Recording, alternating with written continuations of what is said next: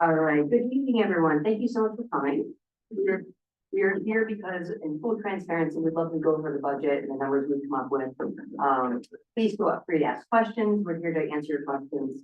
We're going to go through a brief presentation of kind of where we are, where we were, and we need to go. So Ashley has a PowerPoint that we'll go through as well. And we have the entire budget in front of us. So please let us know if there's any questions. This is an open forum. We want to hear back from you. I'm very happy to have Brooke, who's a fantastic member of the actual finance board and does a great job. So I appreciate it. And Val will be here shortly. She's had drop off her kids. So you'll have all the finance people here, but we're here for you. And if you wouldn't mind, kick it off, Ashley. Sure thing. Go ahead and share my screen first.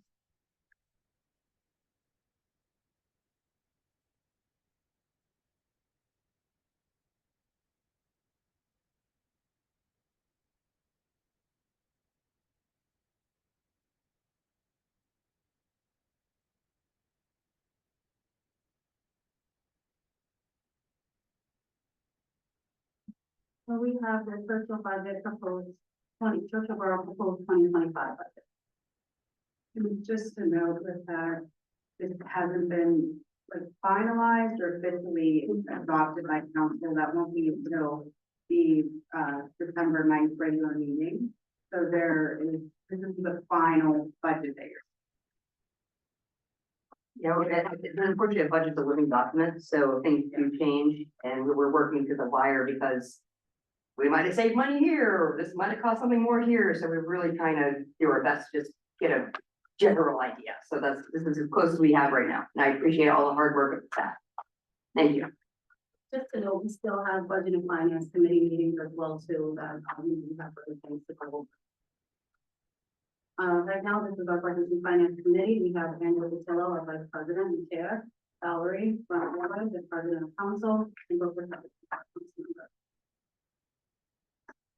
the total general fund budget. The 2024, we have our revenues and we have our expenses here, and then we show the change over the year. I think something big to note in the change over the years, the revenue increased a little bit just because we got rid of VIU. We hired a property safety specialist. So all of our revenue from our occupancy inspections were coming directly to the borough. We didn't have to pay out source for that anymore. And then, expenditures will increase just due to the rise in rates from various vendors that we have to offer. And you can note with the draft 2025 numbers, there are more expenses associated than the revenue that we're bringing into the borough. A lot that we're seeing, and we'll kind of go into more detail later, is everyone's feeling inflation with items. You're feeling at your house, and as well the borough is feeling it as well. So that is some of the majority of the increases you're seeing there.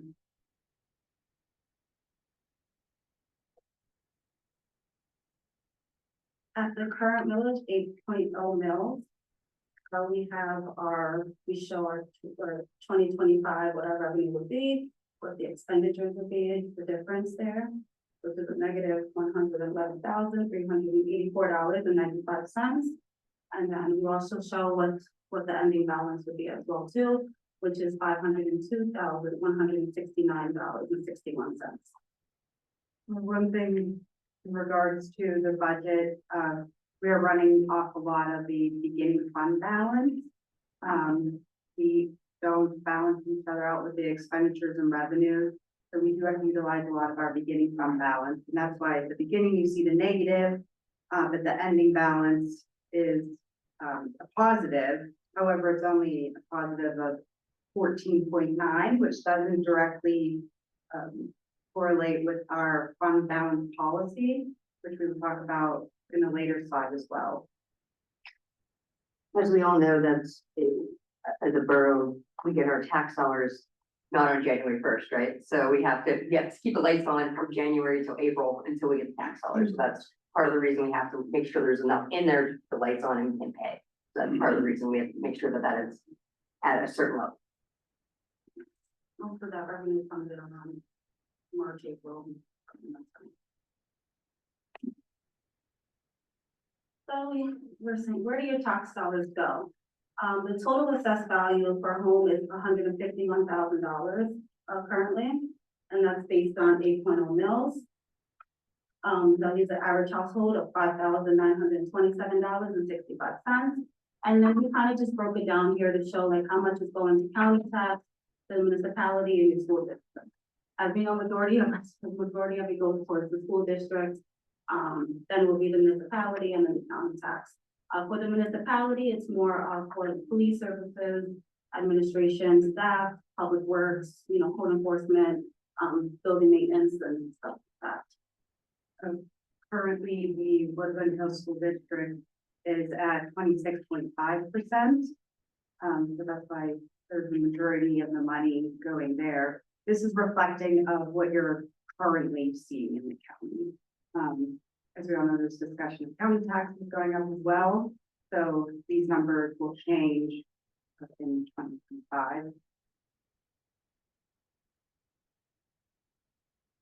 And just to note a couple of our funding sources, we have like, the committed borough taxes, and then we just have other revenue as well.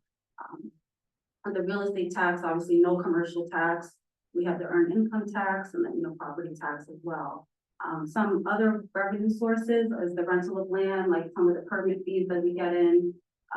Interest, just with the borough changing banks this year as well too, we'll be gaining a lot more interest. So hopefully we get more in 2025. And then the borough has been applying for a lot more grants.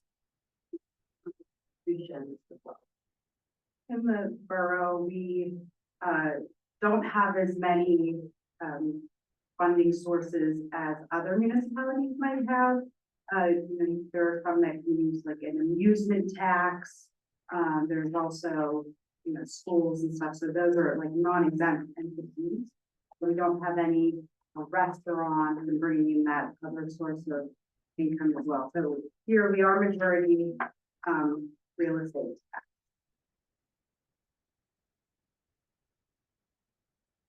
And just to note a couple of the accomplishments in 2024, we did hire a full-time police officer. We got the radar signs, we got the LSA grant for the radar signs. We entered a finance cooperation with Mount Lebanon. We switched banks as well, just to add that in. We completed the active transportation plan, as well as, the climate action committee worked hard on the climate action plan as well too. But we had a lot of moving pieces in 2024 as well, that turned into a lot of accomplishments. Can I just add that the significance about mentioning switching banks in 2023 or the beginning of 2024, we were proposing to earn around $4,500, or let me actually get the number to more clearly on that.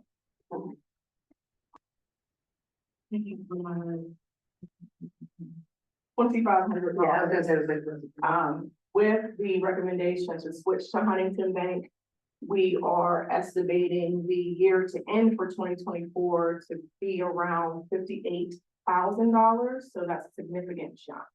And then for 2025, we're estimating that the interest earnings will be $43,700.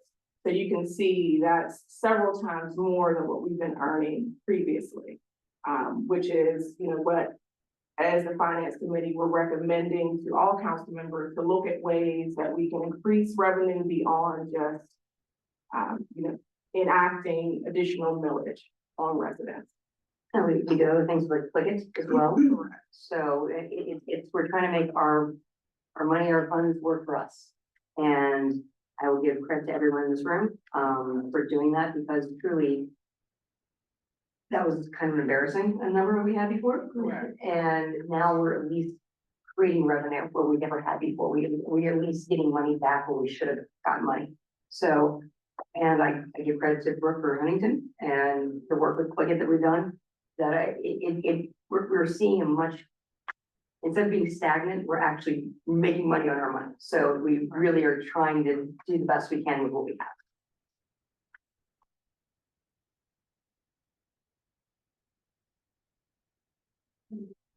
So with even like all the 2024 accomplishments, the borough still has a lot of things that we want to accomplish in the future as well too. and a couple of things that are remaining stagnant as well. We didn't get as much paving done this year as we wanted to do. There are some storm sewer repairs, sanitary sewer repairs, and, you know, the capital police needs as well.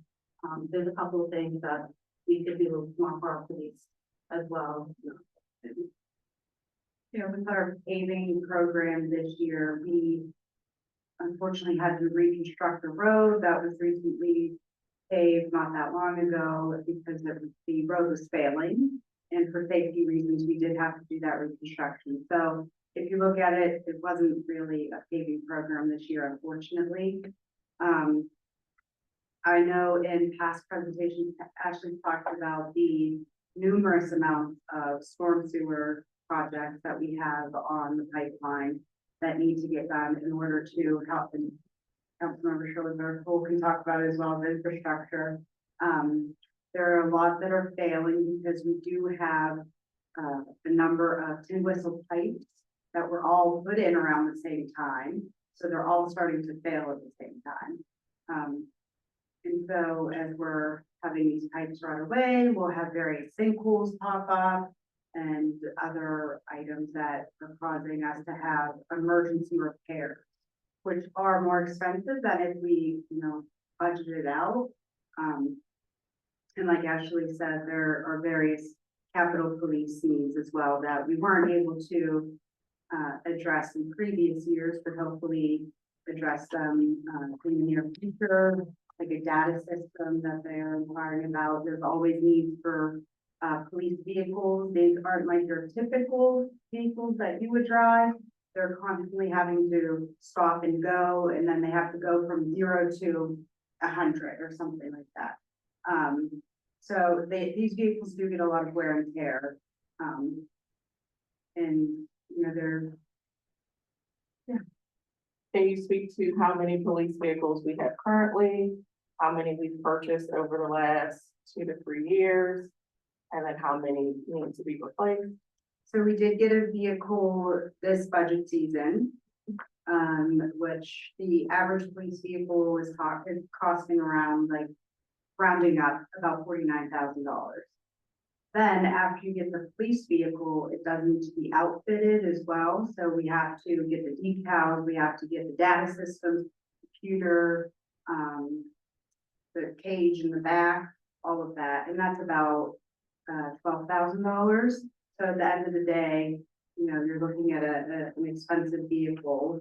Currently our fleet is, we have the chief's vehicle and then five vehicles. Yes, the one vehicle this year we repurposed. It was the old Buick. No, it was a Ford. That we repurposed because it can no longer be used as a police vehicle. It just wouldn't be able to handle the stop and go, and there was various issues, but it's working out great as the property safety specialist vehicle. So you might see it driving around every once in a while, and that's Scott.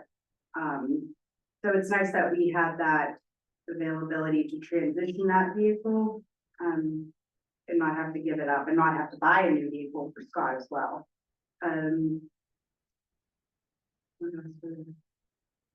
What else would you asking?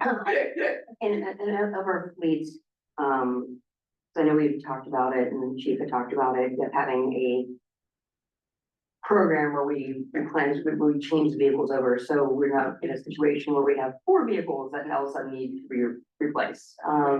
I think we have one that's a hybrid that is, has like the highest mileage with almost 80,000 miles on it, something like that. Yeah. Yeah, the hybrid vehicle is the oldest vehicle that we have. It was recently in the shop as well. Again, So, you know, you think, just to, you know, think out loud, you know, the longer, you're keeping the cars, the more issues that are going to increase, the more repair and maintenance costs as well that would be associated with it. So, I mean, there's pros and cons to everything. Budget-wise, You know, one of the things too with the purchase of the police vehicles, the chief had, you know, instead had planned to replace them every so often. if you don't keep the car until it needs to be towed away, the last time when we traded the car in, we got a pretty good dollar for it. Because it was still in pretty good shape, so that could be applied to the purchase of a new vehicle. Rather than just let it, just has to be towed away because it's non-functional. Yeah, with that vehicle, we brought in over 15,000, almost 16,000 for that vehicle. So I was able to go back into the general fund to help with other needs that we have. And I think it's important to note too that we take our vehicles in for maintenance every month. Rob takes them every month, each car to, break the tires to get maintenance. And I'll just add that we have been buying new police vehicles on an annual basis. There have been some accidents related to the police vehicles that have required us to replace vehicles in addition to new vehicles that we recently purchased. However, we're trying to get back on a plan where we are purchasing a vehicle as needed in order to maintain an active fleet.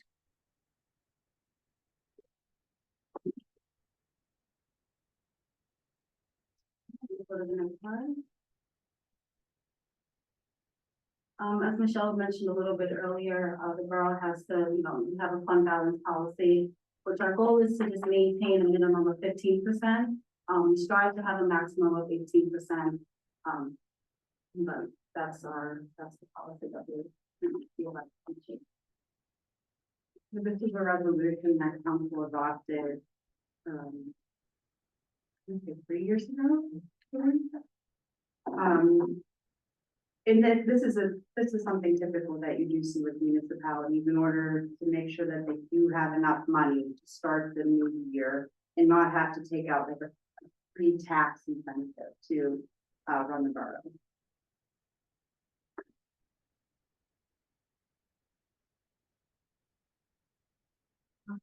So there are several operating expenditures have caused an increase in anticipated expenditures within the borough.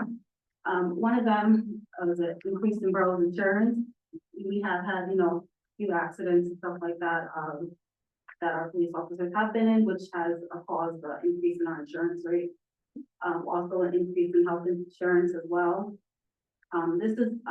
There was also an increase in infrastructure costs from January 2022 to January 2024 at 19.5%. With inflation, we've seen an increase in gas prices. The average cost of car maintenance and repairs, like I mentioned earlier, our police cars are in and out of the shop as often. But that also increased per mile in 2022. And just inflation in general is just causing. Yeah, we kind of just went through that item at the end to be, to make it a little relatable. I know I have 3 kids, so I'm buying a lot of toilet paper and toothpaste, all that good stuff. So definitely even from to like 2020 to now, definitely household items have gone up. And as you're experiencing inflation in the personal items you're buying, we're experiencing it here as well with the items that are needed to repair your roads, do the catch basins, buy vehicles, and those types of things. I just could mention it too. One of the ways we try to save money with the vehicles, I go downstairs in the basement and see 30 tires down there that are used for our police cars. Come and buy 30 tires, they're giving it a good price on it. So they keep them downstairs. When we need to replace a tire, they're down there, we bought the tires for a lot less than we can get it each time you need a tire. So that's another way for saving some money.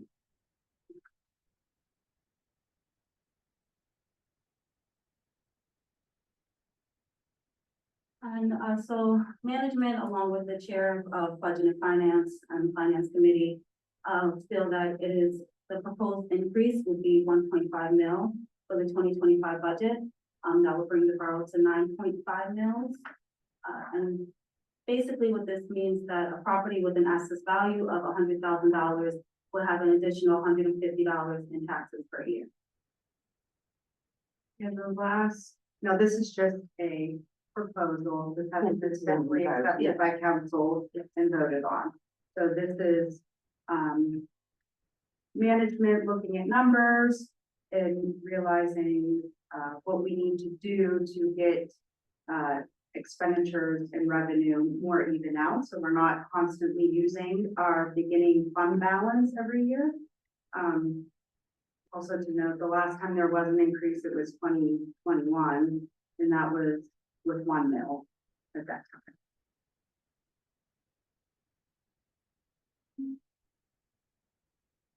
And right here, we just kind of gave like a little breakdown of the proposed tax increase. So a 1.5 mil increase, that would basically mean $150 per year. We break that down to $12.50 per month, and that's $2.88 per week with the increase. And the revenue, the revenue that the borough will receive as well would be $383,504. I feel that, you know, bringing these numbers up, it's important to revisit our mission, vision, and values. The borough is rooted and dedicated in protecting our residents and also protecting our property. So when we're looking at, you know, a possible increase, it is to ensure that we're keeping a satisfactory or above satisfactory performance with our police department, our public works, to code enforcement, well, thank you. Make sure that our residents are able to live in a community that they like and are proud of it, and they feel safe here and they feel comfortable driving down the streets. So.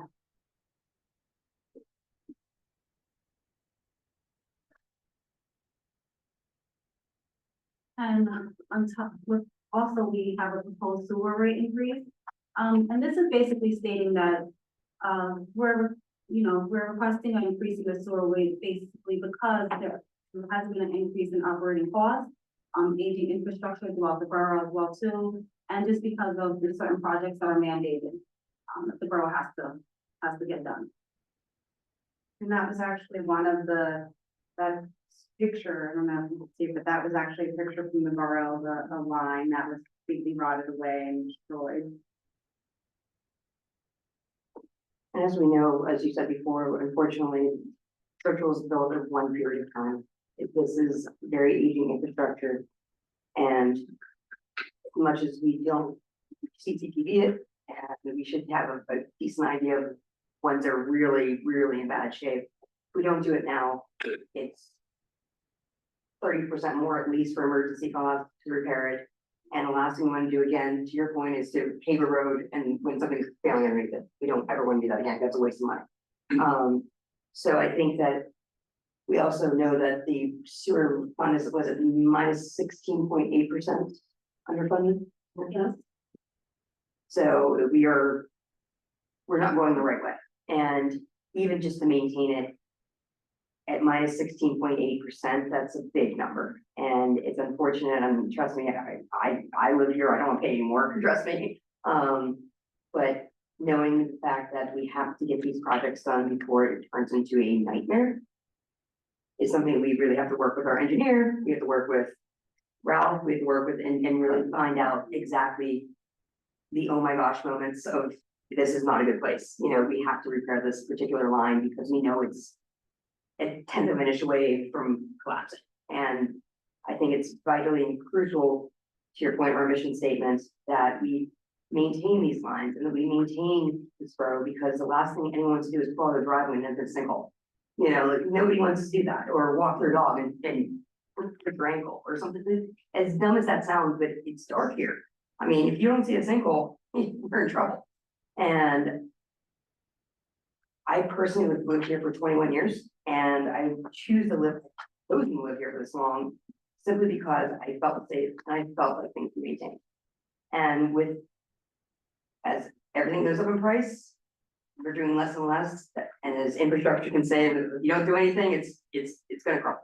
So we just want to really get it at least on par where we need to be.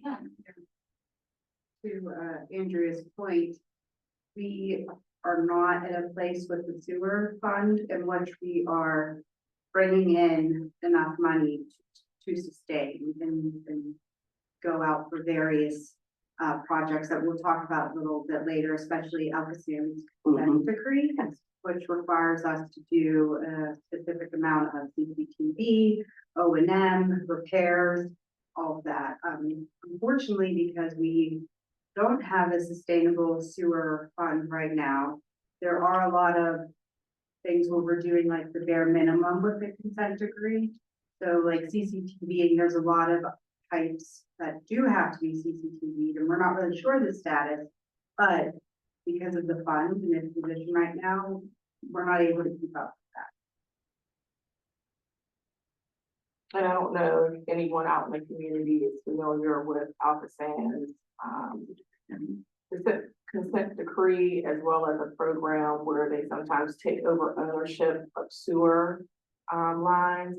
However, there has to be a certain diameter, it has to be 10 inches or more in order for Alpha Sands to take over the lines. And in talking with the engineer, a lot of our sewer lines are 8-inch diameter or less.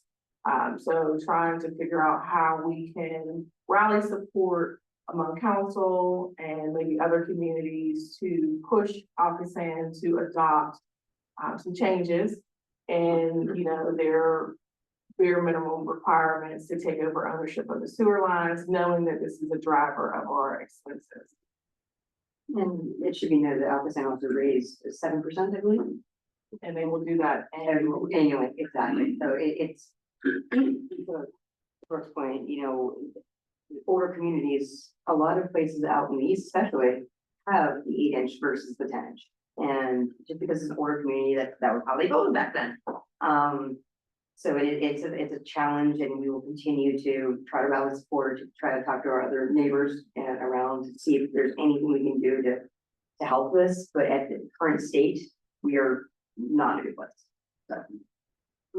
And then, you know, in response to any questions that say, you know, why not just cut some expenditures from your general fund budget and use some of that money to move to, you know, the sewer fund? It's something that this committee is looking at actively to figure out how we can, you know, pinch from different line items to decrease the expenditure. So that way we can potentially look at moving some of those funds to the sewer fund. It's just a matter of, you know, us being able to get to that point to achieve that accomplishment. But we're actively working to look at ways we can reduce our general fund expenditures. So that way we can just kind of shift money around, opposed to asking the taxpayer, the ratepayer to pay more.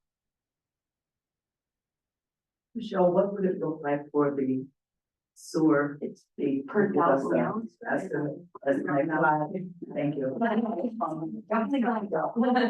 I appreciate you. Okay, I'll wait for you. Yeah, the next slide, we just wanted to show some other municipalities what their sewer fees are compared to Churchill. I think Michelle knows more about the municipalities or in the surrounding areas than I do. Yeah, I mean, I live in Penn Hill, so I deal with that 2463 amount monthly. Another close neighborhood is Oakmont Borough, and then a borough that is fairly similar in size to us and population is Verona Borough. So they currently, it was last year, they increased their sewer fee to $14.17. Plus you have a customer service charge per bill, which, yeah. Okay, yeah. Yeah. What's the delinquency rate in collecting the real estate tax?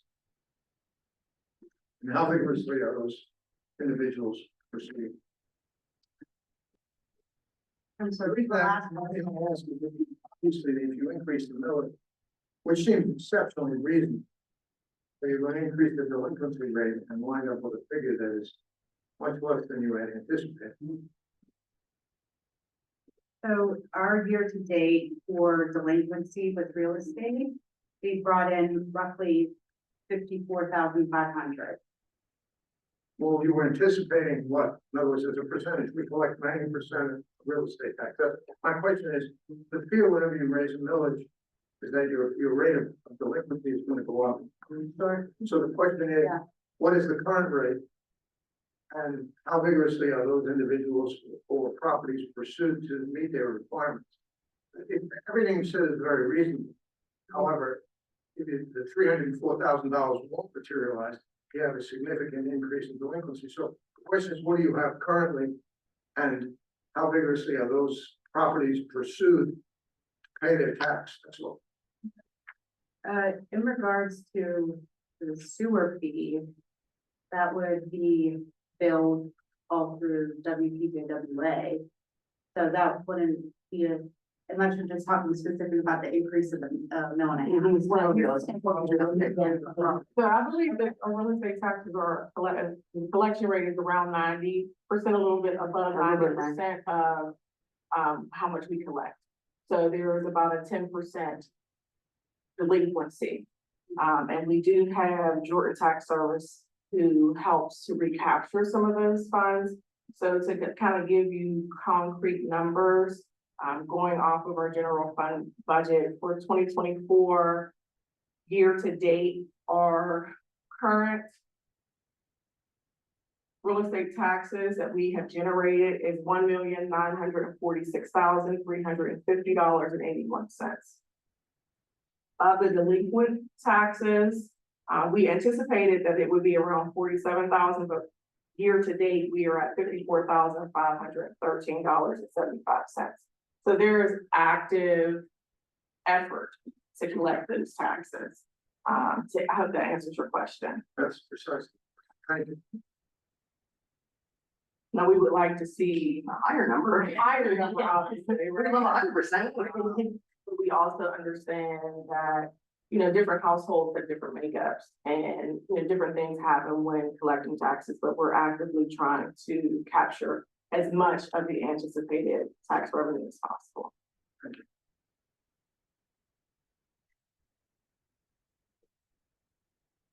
With the last time the sewer fee was increased was 2021, it increased from $6 to $8.50. And this is just speaking on a little bit of, you know, the Alpha increase as well, which is 7% yearly, as I had mentioned before, every year that will go up. Until 2026, and then we'll send out a new rate. That's how- Please will be higher. Yes.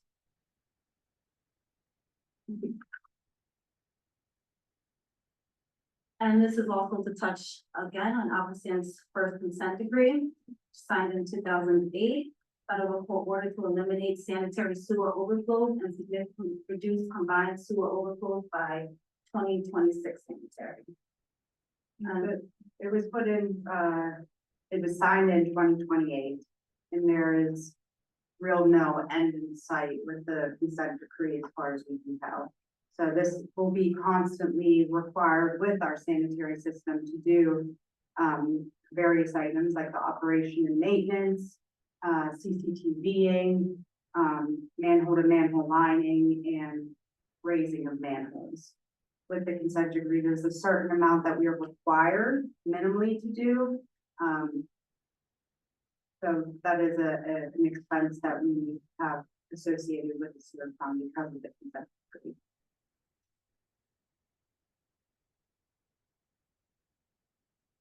And again, so with the sewer rate, we are proposing the increased rate to go to 10.50. The average Pittsburgh resident uses 3,000 gallons of water per month, and that is 36 gallons of water per year. The increase would mean that for every 1,000 gallons of water used, the sewer fee would be $10.50. Just to state again, this is something that is brought forth before council. It doesn't mean that's necessarily going to be the approved and finalized rate. So for the example that you're giving, the average Pittsburgh resident uses 3,000 gallons per month. We're anticipating that fee would be $31.50 on top of the usage rate for the water, correct? And would those resources go to Wilkinsburg Penn Joint Water Authority? So Wilkinsburg Penn Joint Water Authority is the collector of the fees. Okay, And then they transfer the fees to Churchill, who then transfers the fees to Alcoasand. absolutely. So to make it a smooth process, that's why the water authority is used, opposed to us trying to then bill residents separately. Right. Yeah, we have to collect the data, that could be a nightmare, so we might as well use the people who know what water is, you know, so. And, That's been going up, and everything's good. it is, and Reality. it's unfortunate because, you know, as somebody who has 3 cats and me and you, I look at water like, what did we do? You know, and so I completely understand, because I'm paying now $100 and something a month, where I used to pay 40. And again, I've been here for 20 years, so, but the cost of everything's going up, so it's a reality we live in, and I think that we're just trying with this budget to just keep us right on par, just trying to just skirt by. We're not trying to blast anybody. We don't want to, as we work diligently and start working, to see if we can do anything we can do not to put on the backs of our residents. But the reality is things are going up, you know, that's, Well, these statements are made because it's a reality. yes. But to me, the whole essence of this message is we need to educate the people in the borough. And nobody wants to hear their taxes are. You hit the nail on the head. You, My expenses go up all the time. It's a reality. And to act like this is something new, but it's been going up your entire existence, right? You know, I remember when I first started driving, bad example, forgive me on this on record, but I could buy a pack of cigarettes and fill up my gas tank for $15. well, those. You know, that's in 1942, so it wasn't that long ago, you know, so. And climate change is something we're gonna pay for. Of course. Of course, and I mean, I think it is education, that's why we have this open house, because we want to educate you all, and I think Yeah, that. I thought the notice came kind of late. That was partly my fault. I mean, it was on our website. I know, but I don't really go on the website. And I told Michelle I was gonna send that one. But as far as the actual notice to the community, it just came out when. Well, I sent personally out to people that I know, like yourself, I sent out a bunch ago, I sent it out last night. Right. So, I mean, How did you get your notice? pardon me. How did you get your On my notice? phone, On your phone? right. So then residents aren't saying that you're not getting it in time. I think this needed to be advertised big time to the community.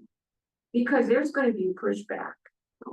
And that doesn't make any sense at all, because we're all in this boat together. We are, and I appreciate that feedback. I think that we had put it on social media. We advertised in the paper, didn't we? Yes, we were required to. We required Was the it in paper, the but who gets newsletter? paper? I mean, I don't, And the you know. newsletter, Sweater.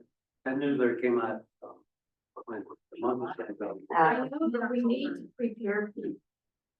You have to lay the groundwork. And I think that that's a valid point, I agree. that we do need to be, planning ahead, and so that way we're using every avenue possible to build momentum up to the date in which we're having these workshops, so that way it can reach more people. So thank you for your feedback. People need educated. Yes. That takes a long. And I would not discount anyone's pushback on a millage increase. I think, or question regarding how money is being spent. I think it's important to prioritize projects. And See, that's so education. it's education, right? And so, you know, we just have to continue to do the effort to prioritize when we pay, what we pay, when we do infrastructure updates, what infrastructure updates do we do? Is there additional funding out there that we can, you know, match with our general fund or sewer fund, income and revenue? So I think there's just a lot of planning that we need to continue to do. And communication is a real. Yeah. Because we're all inundated with information Absolutely. night and day. But as far as this entity goes, this is critical to all of us. Yeah, And you know, we've come a long way as far as communicating with people. When I first came on as mayor, we didn't have Savvy Citizen, we didn't have Facebook page, you know, so we're doing, we're not perfect yet, but I think we're making headway, making Well, I ground. think it can always be improved. 100%. I sent that letter out to you, that was my personal, people who contacted me. See, and I told Michelle last week I was gonna send out, but you know what, I sent probably 200 people. And same letter you got.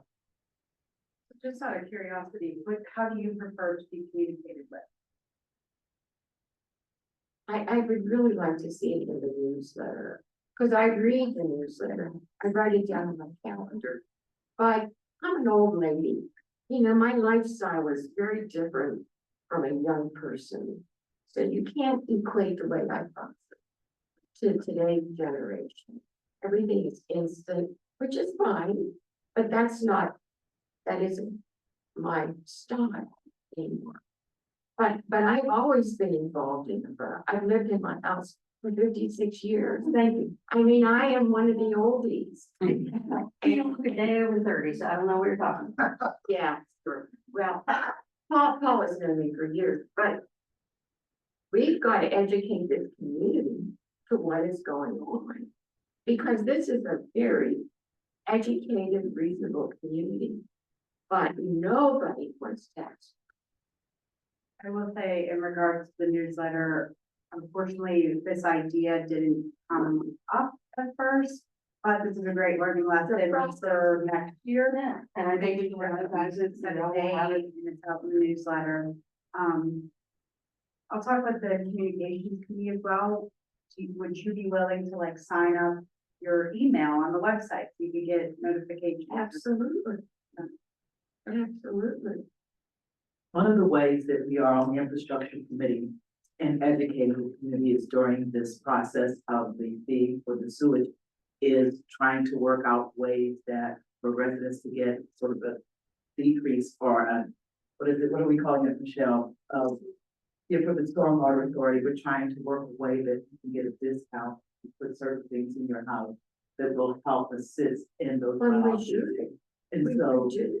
thank you. And so we are working with that. And we're putting together a timeline of when we've already started that. The process that it's going to be of things that you can do around your house now that can help offset that and ways that you can get a discount off the fee. And it So, makes sense. yes, ma'am. Water is finite. Mhm. Oh, We're looking at ways, again, as you said, through educating the residents of ways that we can help offset that. We'll be working with Michelle and Andrew closely. So look to hear something on that line, and I look forward to being talking with you on. You know, they say pictures tell 1,000 words. If I can take you down to where when the borough do work on sewers, and I'm talking those steel galvanized pipes, you'll see them down there when they dug them up. You can put your finger through that. I had the You know, same your thing. finger on- lasts forever. I had the same thing on the main stack in my house. Yeah. Years ago when we had that. We took the wall apart and there was the main stack and it was over and over maybe that much. I mean, it's the age, it's normal. It's, Look at us. Well, I shouldn't say that. Come on. I mean, this is an older community. It is. That's why we love it. We have some of those beautiful unique homes that are so well maintained over decades. It's always been, Churchill's always been that beacon of a community that really maintains their properties and takes pride in it. And we, as a borough and as our mission statement, that's our goal, to keep it nice, you know, that's why we live here. That's why I gotta be happy, You know, because this community has always been like a bedroom community. 100%. No businesses, no restaurants. So So that's not any tax base. So Exactly. somebody's gonna pay it. Exactly. Sure, well, when you pay, we also want to make sure that the money that you're paying is going to pay for everything. Well, mine's pretty desperately. Desperately. Where do you live? Collins. Yeah, I walk past your house all the time. I live on Creek Edge. Pardon me? I live on Creek Edge. I walk past your house all the Oh, time. do you? Yes, You know where I live? I do. Yeah. I'm the person that takes you to the park. You probably see me on a tractor driving by. I have to watch myself. You see a random person with a hat on backwards driving a red tractor, that is me. Down the street. Right down the street. We don't have to know. I will, I'd love to. As we are going through this and as Brooke perfectly said, we are really trying to see where we can move things, what we can do. Is there anything that what really needs done versus a wish list? Because if there's a wish list, wouldn't we all love to have $50 million laying around in our pot and fix everything? Of course, but that's not the reality. It's different than, It's not the it's reality. different than that. This is a community, Exactly. so we need to get people vested. And keeping it nice. Why Increase in prices. and Right. Well, I think our residents are invested because we do have over 90% of our property taxes. Right. which is And so that is the investment that a lot of the residents are, or taxpayers, ratepayers are ensuring that we have the dollars that we need to do the work that's necessary. For council and this committee is to ensure that when we receive those dollars, they're delegated properly. To kind of give you an idea of what I'm talking about is under our expenditures for some of our IT and hardware. We initially last year budgeted for 6,500. For 2025, we're budgeting 20,000. So we need to understand why is that a vast difference? Is that 20,000 something that we realistically need to pay for 2025? Is it something that we can reduce by some and then allocate whatever that difference is to projects that need to be done? So, it's important to ensure that it's not just about increasing the millage, but it's about making sure that you're being fiscally responsible. And I know that that's kind of like a tagline everybody says, but that when you get those millage or property taxes paid, that revenue is actually going to things that are priorities, like infrastructure, like roads being paid, opposed to, maybe some hardware, IT stuff we don't really need. Like, is that a need or a want? So I think we need to prioritize. So that's communication, Right. and it's hard. It is hard. It It's is not hard. easy. It is hard. Yeah, this is, my eyes cross every time I look at this. But we have, and I give everyone here credit. You go line by line, you look at some of our vendors, is there somebody else we can change to? Is there a cost savings there? Madam President. So we're constantly looking to increase funds by changing things. We're constantly looking to, and if this line item necessary, if there's cost, we're constantly looking, what is the most critical thing? Because again, we have to invest in our own community and things are going up. So that's a cold hard fact, unfortunately. But I will say that this team does a good job of really line by line going through and saying, okay, critical need versus wants versus. That's how we all live. That's how we all live. And, we've got other things like officers doing Dallas, training, for commercial vehicles. So, for example, on Beulah, if a truck is overweight, which is damaging our roads, he can now pull them over, he has the skills, he has the training, and those fines are thousands of dollars. So if he catches somebody, you're making money off of that particular stop, and he's damaging our road, and you should be doing it in the first place. If this isn't, we're not trying to bust anybody, but you can't be doing that. And I think that the little things that we're trying to build on to keep going forward and protect our roads, protect our citizens, is showing up and more evident now. When we talked about the road stuff and how using that money to go into paving. Mhm. So at the end of the day, it's damaging the road. Mhm. So And put it right back. putting that right back into paving.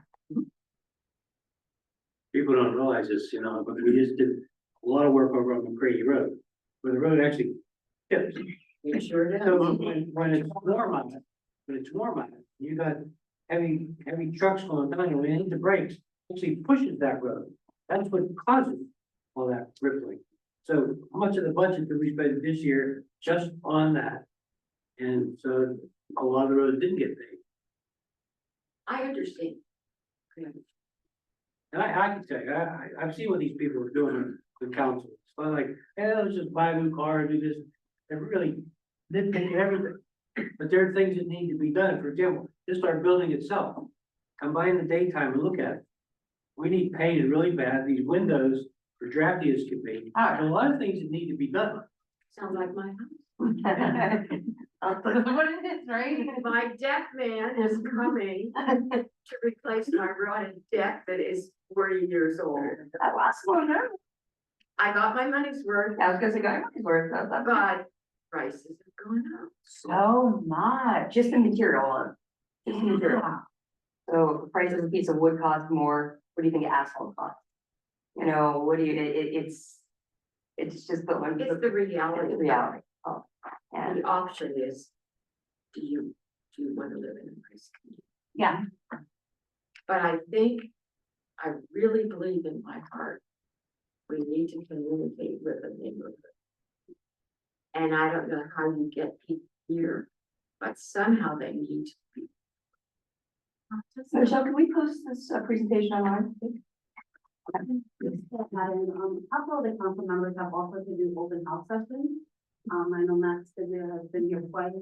We want to do a better job of getting that into the newsletter, and getting dates ahead of time, so that, you know, residents know.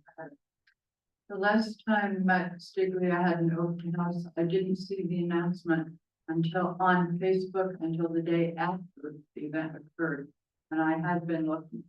And I don't do things. And I think it's like, for example, on Facebook, you can change your settings and you can follow and get notifications. I don't want to follow. Okay. I'm pretty face like. Okay. My son's in cybersecurity in Washington, D.C., and he hates Facebook and Google. He would die. We don't want that. He said they sell your information. For advertising. You could, I'm very boring, apparently I just get advertisements for recipes, so. We've talked about having a marquee out front that flashes and says, meeting, who rides by here every day? You do.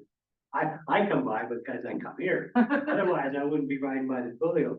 And maybe they could do something in the BCA in that program or something. Oh, that's a good idea. We can do that, absolutely. I know But it somebody, would have to be advertised. yes, if it has to be advertised, not the day of, it has to be, It was people have to worth do the us, you know, we have to have. Yeah. But when we take your feedback and try to create more of a calendar that will be planned ahead, so that way we can utilize the newsletter better to get that information across. The problem is we're inundated. Yeah, That's the problem. I agree. I get sweet happy sometimes. Yeah, that is too much information all at once from lots of places. And this is not an excuse, but the reason I didn't send out last night, because there's other things about. You know, things pop up on me, what do I need to do first? I'm trying to prioritize, I knew in my mind I wanted to send that out, because to get it as soon as possible. The council meeting last night, I left here, I got home, it's 9 o'clock, wherever. I wanted to go to bed, I gotta get this out. Yeah, Lots of nights I'm not free to come. yeah. So, Of course, so to respect everybody's time and the people who are maybe online, I don't, do you wanna? Thank you. No, so we have a breakdown here of the increase in the sewer rate. So with, just like we did with the mills, this would be per week, $7.27. It's an increase of $1.39 from your current rate. Per month, it's $31.50, and then for the year is $378. The estimated annual revenue, if we were to increase, would be $130,000. and that goes to local joint and. And back to us. Those other reasons. It's not money. Yeah. We're. It's money to fix the things that are underground. I know. And so the next steps will be for council to review the current draft budget, provide necessary feedback, I guess with the Budget and Finance Committee, we have a couple more meetings for the next, for the budget has to be advertised as well. The budget must be, it's required to be advertised, 10-day advertisement. And it's finally gonna be approved in December. So that's early, that's early lesson. Yeah. That's the problem with these living documents. We kind of have to wait a little longer than we want to get the final numbers, so we can finally see where things are. And, you know, you do your best guesstimate, but, you know, until you have the real actual numbers, it's very difficult because something can absolutely change in 1 second and blow up everything we thought we had, you know. Bills are coming in every day. Bills still are coming in every day. Like so my numbers are changing. Yes, exactly. So numbers are changing, so. I have heard so many people make comments about the school district getting the majority of the tax money. Yeah, it's the biggest, yeah.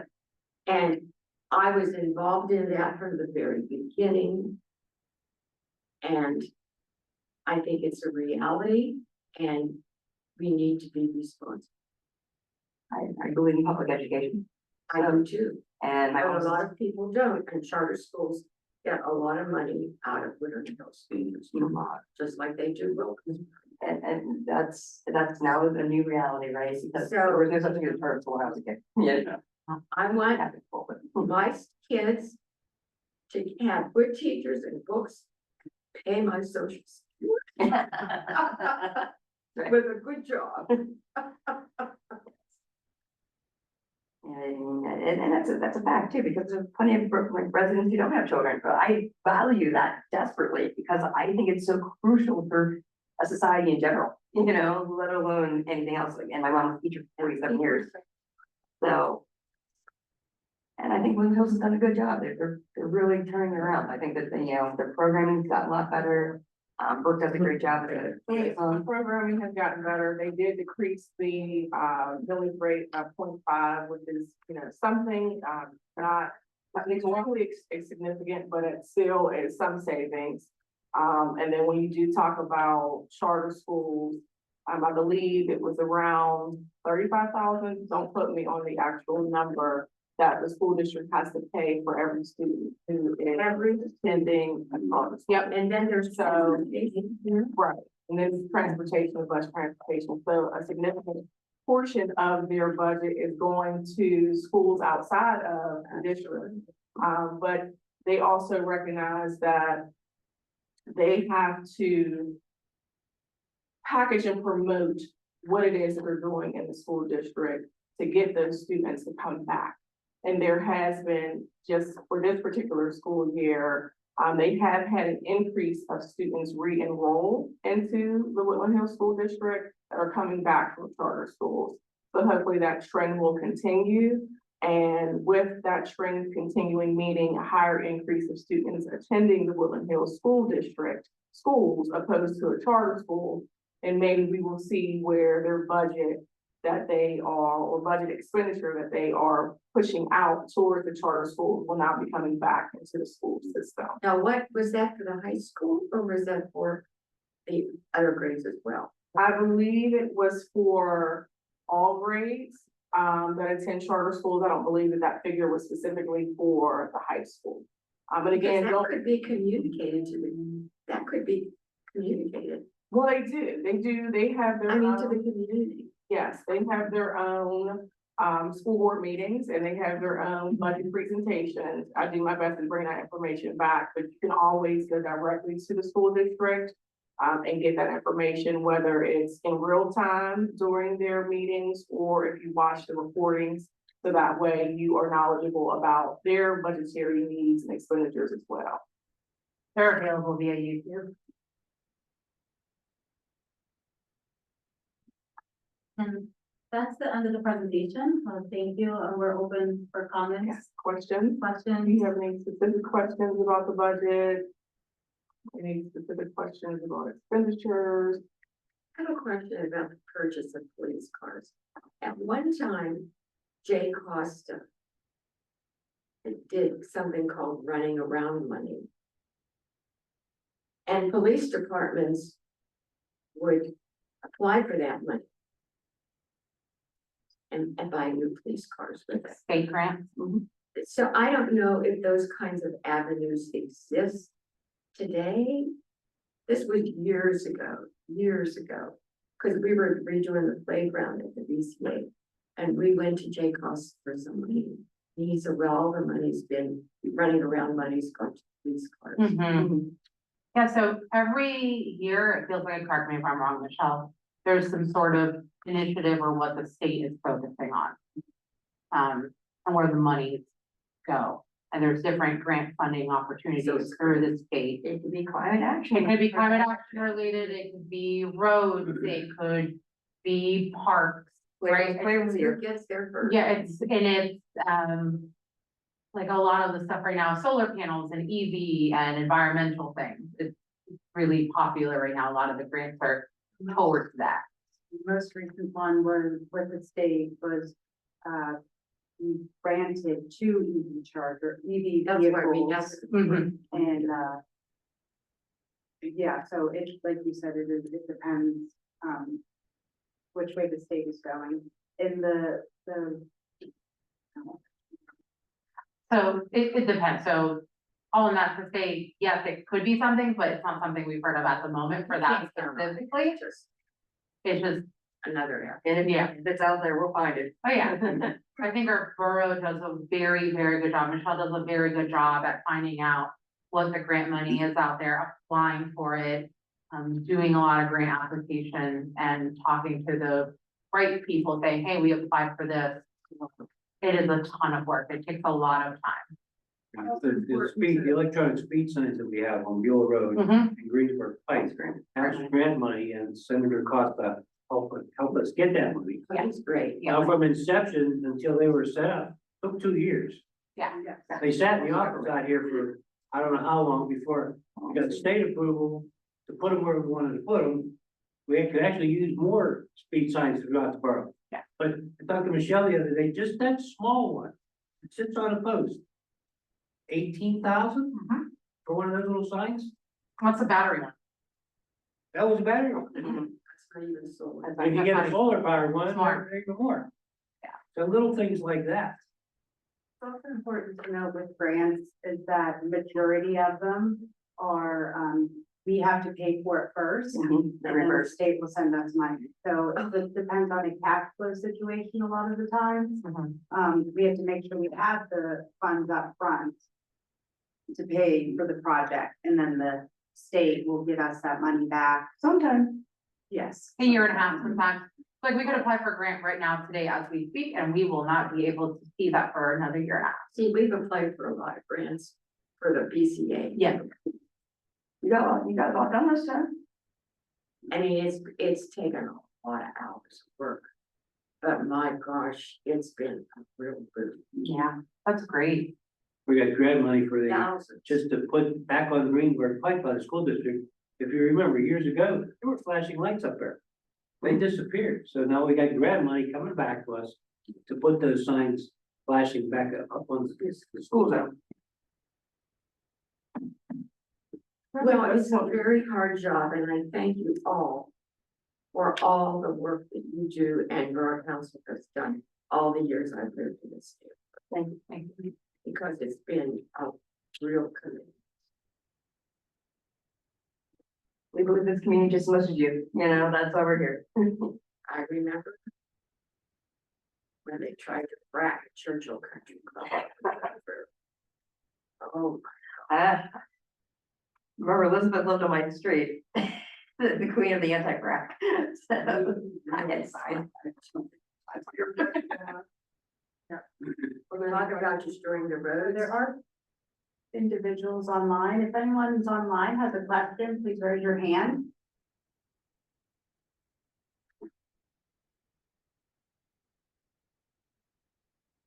How many people are online? We have 2 people online. Oh, someone raised their hand. Gonna allow Kathy Warner. Hi, Kathy. Hi, can you hear me? Yes. Okay, great. Thank you for letting me know it was online. I didn't realize it was, and so I didn't watch most of the meeting, but I thought I'd go ahead and ask this question anyway.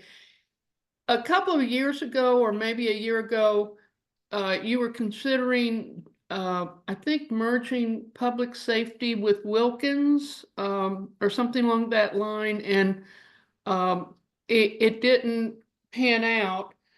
Mhm. And I think that that type of thing does offer savings, which would be a reason to do it. Would the council consider revisiting that issue? Yeah, so that's a great question. We did revisit it with Wilkins one other time after it didn't work out, and it didn't work out again.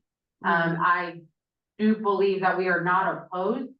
I don't want to speak for the rest of council, but not opposed to exploring that with other municipalities and other communities nearby us. It has a lot of pros, in my opinion, and the research has shown that. So we're not opposed to that at all. Okay, great. Thank you very much. You're welcome. So to add, I am in support of exploring, merging our police department with another surrounding municipality. I know that we work, where the police department works closely with Wilkins, but they also work closely with Forest Hills. And so I would encourage, our public safety committee, management and government to explore doing a merger, because we spend so much on police. And I think it would just improve our service and make our borough more efficient. Mm-hmm. Yeah, I think so too. Well, I'm really glad to hear that you guys are open to that. Absolutely, yeah. Good. One more question, this is like the third rail Churchill politics question. The dearth of commercial property, has any activity gone on with reference to the Little West? You don't have to answer that, enough of my neighbors bring. I wish, yes. So the answer is there is no current activity. There is interest of people, but there is no activity at all. There's nothing at all concrete. Yeah, nothing at all. Question answered. We wish, I we wish. really wish. Well, we almost had a disaster, Paul talked about the roads. Can you imagine what those trucks would have done? Yeah, of course. Absolutely. We love that. There's no coffee shop that doesn't want to open up. That'd be a big coffee shop. Very big topic, so. Yeah. Yes, but no, we haven't heard anything. Yeah. And it's hard when we don't own the property. We're not, we can ask, right? Like, hey, anything going on? But that doesn't mean that they have to tell us Who anything. owns the property now? NAI. No. The name has been changed. It's commercial real estate, I believe. I'll send you the link Okay. afterwards. They change it, yeah, as much as I change myself. I'm It's still Nicole. Yeah, still like that, but I don't know what it is. Yeah. It's still the same. Same person, yeah. It's the same person. Yeah. Do we have any other questions or comments? Just thank you for doing this. Well, thank you for coming. I really appreciate it. Sorry, I'm late. I was thinking I could have. Afterwards.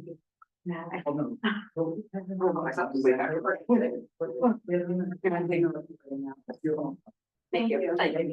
Thank you so much.